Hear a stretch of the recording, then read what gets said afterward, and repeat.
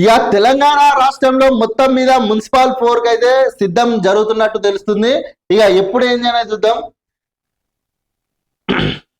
Municipal కు సిద్ధం, ward వారీగా ఓటర్ల జాబితా విడుదల, పోటీకి ఉత్సాహంగా ఆశావాహులు. ఇక మొత్తం మీదనైతే మున్సిపల్ ఎన్నికలు అయితే రాబోతున్నాయి. ఇక ఆశావాహులు కూడా ఉత్సాహంగానైతే కనిపిస్తున్నారు. అధిష్టానం ఆశీస్సుల కోసం చక్కర్లు, మున్సిపాలిటీల్లో రాజకీయ సందడి, ప్రజలను మచ్చిక చేసుకునేందుకు ప్రైవేటు కార్యక్రమాలు, సంక్రాంతి తర్వాత ఎన్నికల నోటిఫికేషన్ కు అవకాశం. మొత్తం మీదనైతే తెలంగాణ రాష్ట్రంలో సంక్రాంతి పండుగ తర్వాత మున్సిపల్ ఎన్నికల నోటిఫికేషన్ వచ్చే అవకాశం అయితే కనిపిస్తుంది. ఆల్రెడీ వార్డులో విభజన కూడా సాగుతుంది.